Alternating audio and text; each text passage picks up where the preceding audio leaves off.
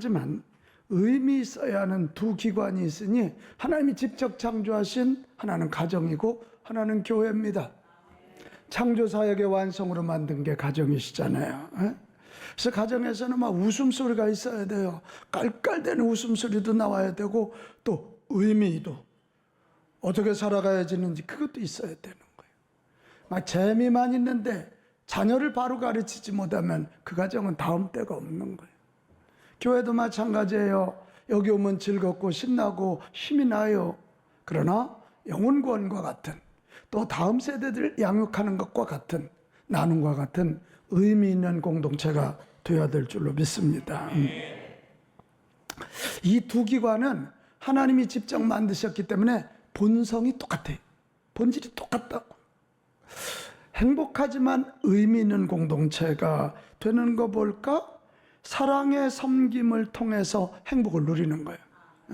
오늘 교동문 했지요? 행복은 사랑을 통해서 오는 거거든. 의미는 뭐냐? 생명을 출산하고 그들을 양육해서 하나님의 뜻을 이루고 하나님께 영광 올려드리고 하나님 나라 확장하는 것입니다. 이거. 자, 그러면 좀 더 구체적으로 어떻게 해야 행복하지만 의미 있는 공동체가 될 수 있을까? 오늘 이 성경에 보면 그 방법이 나와요. 저는 분명히 믿어요. 좋으신 하나님은 목표만 주지 않고 방법도 주시는 하나님이시다. 그겁니다. 자, 오늘 읽은 성경은 예수님이 안식일 논쟁 후에 산에 올라가서 밤이 새도록 기도하셨대요. 그리고 12제자를 산으로 부르셔서 너희가 앞으로 사도가 될 사람이라고 그들을 제자로 부르시는 거예요. 그리고는 그들을 데리고 내려오셔서 평지에 오셔서 말씀을 전하시고 병든 자를 고치시고 귀신 들린 자들을 고쳐주시는 이야기예요. 이 말씀 묵상하는 중에 마가복음 3장 34절 35절이 떠올랐어요. 예수님이 어느 날 사람들을 모아놓고 말씀을 가르치고 치유사역을 하는데 제자들이 얘기해요. 어머니가 오셨어요. 형제들이 왔어요. 그럴 때 우리 예수님이 뭐라 그래요? 둘러앉은 자들을 보시며 이르시되 내 어머니와 내 동생들을 보라. 누구든지 하나님의 뜻대로 뭐하는 자? 행하는 자. 그 사람이 바로 내 형제요 자매요 어머니니라. 그래서 제가 이 말씀이 딱 떠오르면서 그렇지. 지금 예수님이 12제자들을 부른 것도 형제고 그 12제자와 함께 병 고쳐주신 것도 넓은 의미의 하나님 나라, 하나님의 교회, 하나님 안에서 가족인 것이죠. 이게 가족. 바로 이거구나. 오늘 그래서 이 말씀을 제가 묵상하는 중에 그렇지 행복하지만 의미 있는 교회, 행복하지만 의미 있는 가정을 만드는 거 요렇게 하면 되겠다. 요즘 루틴이란 말을 많이 쓰잖아요. 이 말씀을 묵상하다가 행복하지만 의미 있고 의미 있지만 행복한 가정 공동체, 교회 공동체 만드는 세 가지 루틴을 발견했는데요. 루틴은 뭐예요? 규칙적으로 어떤 일을 할 때 통상적인 순서와 방법이에요. 그러니까 요대로만 하면 그대로 되는 거예요. 그렇다니까. 밀가루 몇 그램, 거기에 사탕 몇 큰술, 거기다 뭐 물 얼마, 그 루틴대로 해가지고 하면 맛있는 카스테라. 이게 딱 나온 루틴이 있단 말이에요. 근데 이 행복하지만 의미 있는 가정, 행복하지만 의미 있는 교회 공동체를 만드는 루틴이 오늘 본문에 숨어 있더라는 거예요. 오늘 이거 잘 보고 오늘 가정주일 맞이해서 오늘은 특별히 가정에 초점 맞춰 볼 건데요. 이건 해도 되고 안 해도 되는 게 아니에요. 우리 가정 행복하고 행복을 넘어서서 의미 있고 의미 있지만 행복한 그런 가정 만들어 갑시다. 이 루틴대로 하면 됩니다. 첫 번째 루틴이 뭐냐? 12절로 가겠습니다. 12절 말씀이에요. 시작. 이때 예수께서 기도하시러 산으로 가사 밤이 새도록 하나님께 기도하시고 같이 합시다. 기도하시고. 이게 첫 번째 루틴이에요. 이게 무슨 말이에요? 오늘 여기 보면 이때에 이 말이 나왔거든요. 이때란 말은 그 앞에 예수님이 안식일 날 이 손 마비된 사람, 손 마른 사람을 가운데 놓고 고쳐주셨잖아요. 그랬더니 그것 때문에 바리새인들, 사두개인들이 예수님을 공격하고 막 노기를 띠고 공격했어요. 그때 예수님은 맞대거리 하지 아니하시고 그들을 피하여 산으로 올라가셨다. 기도의 자리로 올라가신 거예요. 그리고 밤이 새도록 기도했어요. 밤이 샌다는 말은 뭡니까? 기도를 가장 중요시 여기시고 하나님께 기도해서요, 사람이 아니라 하나님께 위로가 있고 하나님의 인정이 필요하고 이런 공격을 이기려면 하나님이 주신다, 이거예요. 그러니까 예수님이 행복하지만 의미 있고 의미 있지만 행복한 공동체 만드는 첫 번째 길이 너희들 기도하는 거야. 이거 알려주시는 거예요. 같이 합시다. 기도. 우리는 되게 이런 얘기하면 느낌이 잘 안 와요. 왜냐하면 기도를 나의 필요한 것을 구하는 것으로만 생각하기 때문에 그래요. 근데 기도는 필요한 거 구하는 거 맞지만 그 이전에 한번 같이 할까요? 기도는 하나님과의 교제입니다. 하나님과의 교제입니다. 누구와의 교제? 하나님과 뭐 하는 거라고요? 교제하는 거예요. 그러니까 행복하지만 의미 있는 가정, 의미 있지만 행복한 교회 만드는 길은 먼저 기도하는 거란 말이에요. 하나님과 교제하는 거란 말이에요. 하나님과 교제해서 하나님의 마음을 알고 하나님의 뜻, 하나님의 능력을 덧입었으면 그거 가지고 이제 수직이 해결이 됐잖아요. 그러면 그걸 가지고 내 옆에 있는 사람들 수평의 문제를 해결해서, 이거 진짜 아멘 크게 해야 되는데, 사랑해주면 되는 거예요. 섬겨주면 되는 거예요. 배려해주면 되는 거예요. 이게 소위 행복하지만 의미 있는 가정 만드는 루틴 첫 번째, 퍼스트 루틴이.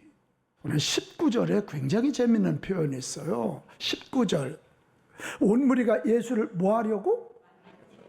온 무리가 예수님을 타치하려고 힘쓰니 이는 능력이 예수께로부터 나와서 모든 사람을 낫게 하고, 타치할 때, 할렐루야. 이게 사랑의 타치가 필요한, 돈만 벌어다 준다고 안 된다는 거지. 같이 밥 먹으면서 가정 안에서 이 사랑의 스킨십이 필요한 거죠. 나 오늘 이 설교하려고요. 오늘 아침에 내가 일어나서 내 아침밥을 준비하는 우리 집사람 내가 백허그를 했잖아.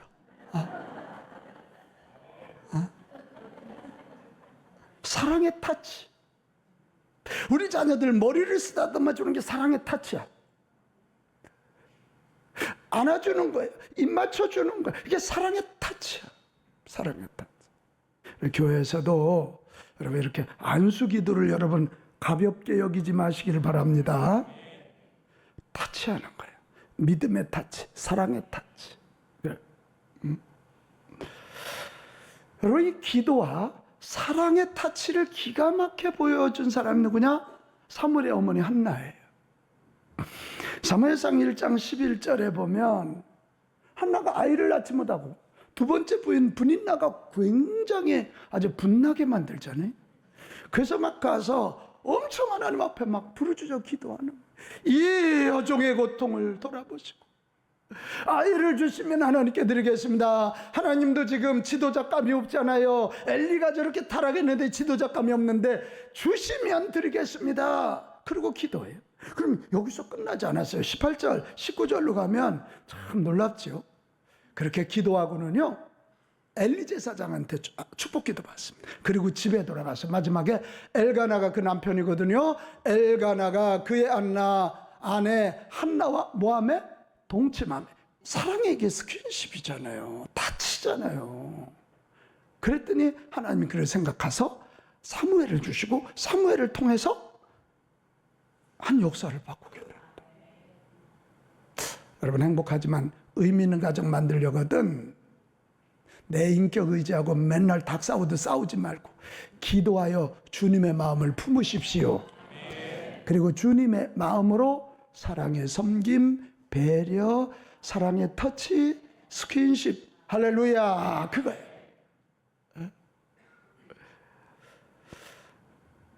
좀 싸우기 전에 기도해요. 포기하기 전에 나는 안 돼, 저 남자는 안 돼, 저 여자는 안 돼, 그러기 전에 기도해서 예수님의 마음, 예수님의 뜻, 예수님의 능력 가지고 남편을 섬겨주고 아내를 섬겨주고 아멘 좀 하고 부모 좀 섬겨드리고 자녀 잘 섬깁시다. 그럴 때 행복하고 의미 있는 가정 된다. 교회도 마찬가지다. 기도 안 하니까 못 섬기는 거예요. 섬기지 않으니까 변화가 안 일어나는 거예요. 안 행복한 거예요. 그 다음에 두 번째 루틴은 뭐냐? 13절 16절로 가보면 날이 밝으니까 예수님이 산에서 제자 12명의 사람들을 불러서 너희는 내 제자다. 그리고 너희가 사도야. 사도란 말은 내 대신 보내질 자야. 이 사도라. 근데 여기 사도라고 하는 사람들이 베드로 승질머리 못돼 먹었잖아요. 락고 가고 일 저질러. 안드레 결단력이 없어. 남건 이렇게 갖다 놓는데 자기는 결정적인 순간 피하죠. 야고보, 요한 매우 야망적인 사람이래. 어머니의 치맛바람이 저들 때문에 생기잖아요. 예수님 그날이 되면 얘를 좌의정 우의정에 앉아주세요. 빌립 아주 계산적인 사람이에요. 응? 바돌로메, 마태 이 직업이 또 세리야. 전력이 좋지를 않아. 도마 회의주의자. 아마 이렇게 쫙 보면 가룟 유다까지 요즘 소위 인터뷰에서 그 면접 보면 붙을 사람이 딱 하나밖에 없어. 가룟 유다. 가룟 유다는 머리가 좋고 샘도 좋고 아주 열정도 있는 사람이요. 근데 이게 웬일입니까? 예수님이 이 12사람을 부르사 너희가 내 제자야. 너희가 내 대신 하나님 나라를 보여줄 자야. 너희가 내 대신 하나님의 말씀을 전하고 하나님의 능력을 보일 자니라. 사도니라. 사도라 칭하셨다는 거예요. 여기서 우리 두 번째 루틴 발견합니다. 같이 합시다. 부르사 택하여. 다시 한번 시작. 부르사 택하여 주시오. 하이 참나. 똘똘한 사람 부른 게 아니에요. 제자들에게는 아무런 주도권이 없어요. 예수님이 먼저 부르셨어요. 여기 여러분 굉장히 중요한 질문이니까 대답 좀 해봐요.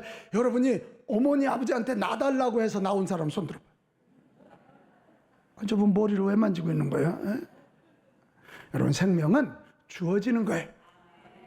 오늘 예수님의 제자들 12명의 제자들도 마가복음 3장 13절 자기가 원하는 자들을 부르시나니 주님이 이니시타브를 가지고 딱 주도권을 가지고 너희는 내 제자가 돼야 돼. 사도가 돼야 돼. 부르심을 당한 거예요. 같이 합시다. 은혜인 거죠. 이게 은혜예요. 이게 은혜. 은혜로 우리가 자녀로 태어나고 은혜로 이제 하나님의 백성이 되고 은혜로 성도가 되고 집사가 되고 권사가 되고 장로가 되고 목사가 되고 다시 합시다. 은혜. 생명 앞에는 반드시 은혜라는 두 글자가 붙는 거예요. 이게 은혜. 야, 그런데 우리 예수님 하시는 거 봐요. 은혜를 베푸시고 끝나는 게 아니라 그들을 부르사 사도라 칭하셨으니 뭐부터 하냐면 꿈부터 주시는 거. 꿈. 이거 크게 외칩시다. 꿈. 이 별것 아닌 사람들에게 너희는 나를 전하는 사도가 되리라. 이렇게 사도. 베드로야 너는 사람을 낚는 어부가 될 것이니라. 베드로야 너는 반석으로 교회의 토대가 될 것이니라. 이게 꿈. 그리고는 실제로 그렇게 되도록 가르치시고 힘을 주시고 다듬어 가셔서 진짜 베드로가 사람 낚는 어부 되게 하시고 교회 리더가 되게 하시고. 아멘. 세리마태가 그렇게 도둑질했던 그 사람이 진짜 성경을 기록하는 사람으로 유대인에게 복음을 전하는 위대한 인물로 바뀌게 하셨다. 여러분 여기 우리 가정과 교회에 적용하면 이런 거예요. 하나는 하나님과 기도해서 사랑의 터치. 그 다음에 루틴은 뭐예요? 우리 예수님에게 배워야 돼요. 꿈을 주고 은혜로 꿈을 베풀고 은혜로 양육하는 거예요. 같이 합시다. 은혜로 은혜로 양육하자. 양육하자. 근데 꿈을 줘서 양육한다는 건 뭐냐면 지금을 보는 게 아니야. 저 성질머리 고약한 베드로의 성격을 보는 게 아니라 내일을 보고 복을 빌어주는 거예요. 우리는 그걸 축복이라 그러잖아요. 내일을 보고 축복하는. 아멘. 네, 내일을 보고 축복하는. 여러분 구약 성경에 보면 특별히 창세기에 보면 아주 놀라운 프레임이 나와요.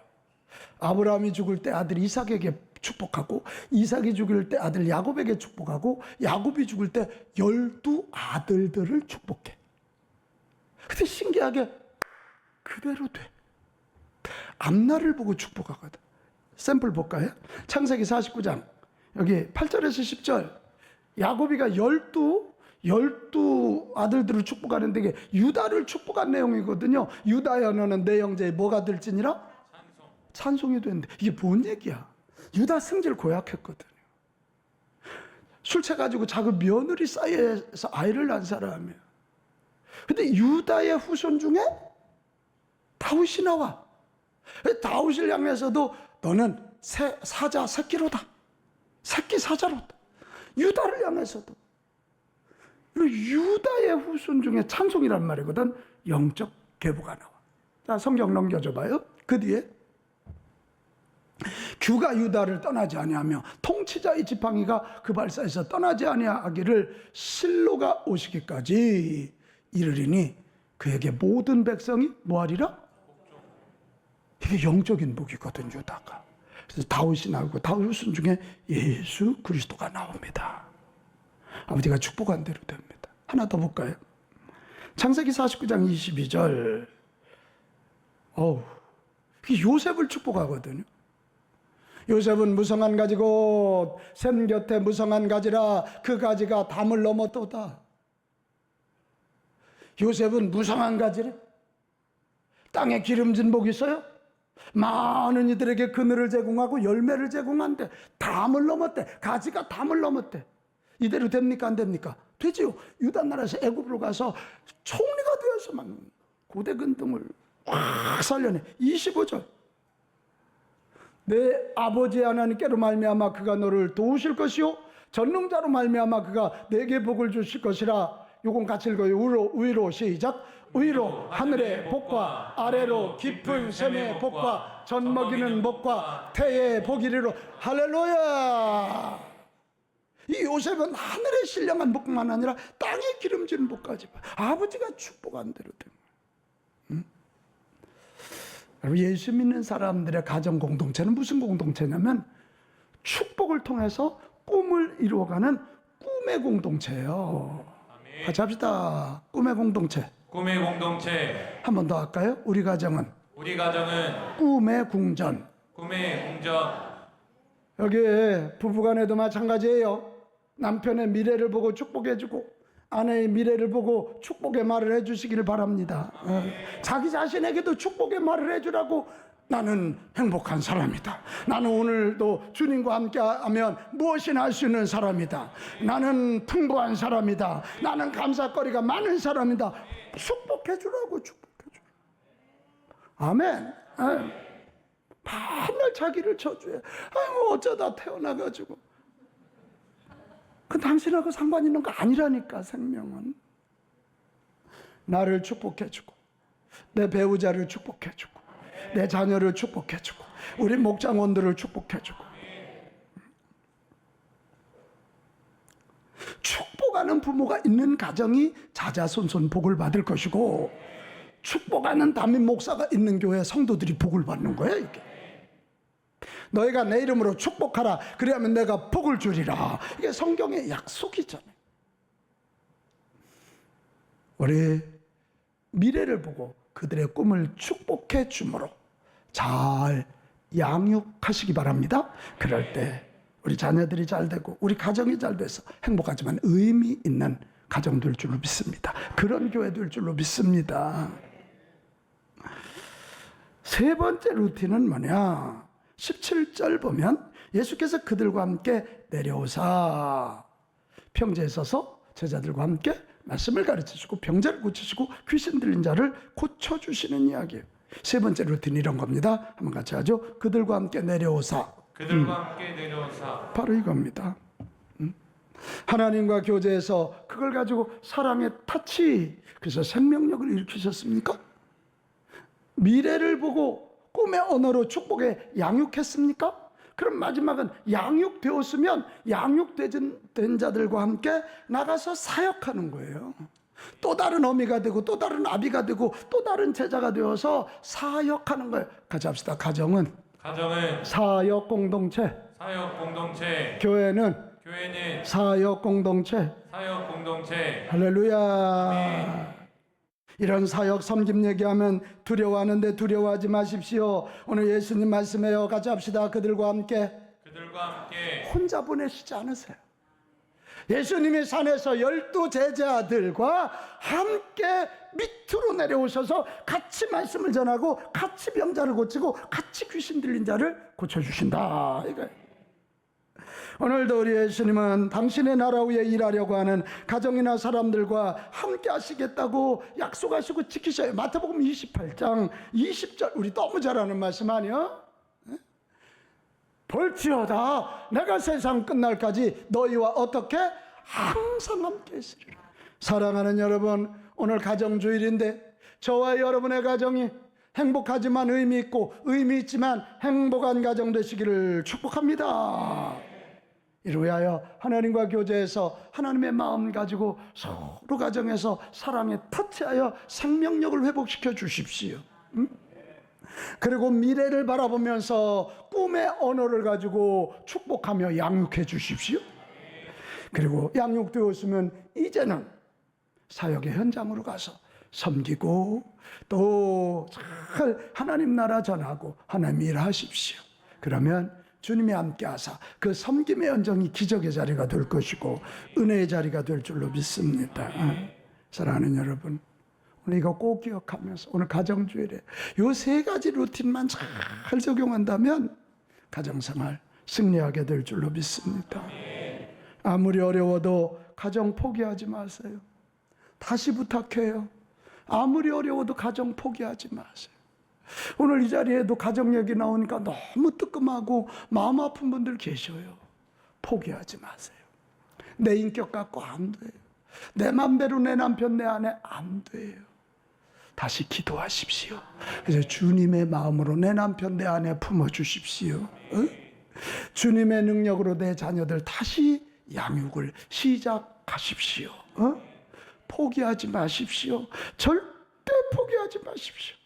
그리고 조금만 참고 예수님이 가르쳐 주신 세 가지 루틴을 잘 적용해서 나는 훗날 이런 얘기 들었으면 좋겠어. 목사님, 2024년 행복하지만 의미 있는 가정이라는 말씀을 듣고 그렇게 했더니 얘가 그 열매예요. 우리 자녀가 이렇게 잘 됐어요. 우리 가정이 이렇게 행복했어요. 이혼 도장 막 찍으려고 그럴 때 이 설교 들은 사람이 여기 3명 있을지도 몰라요. 근데 그때 도장 안 찍고 순종했다가 이렇게 우리 가정이 살아났다라고 고백하고 간증하는 자들 들을 날이 오기를 바랍니다.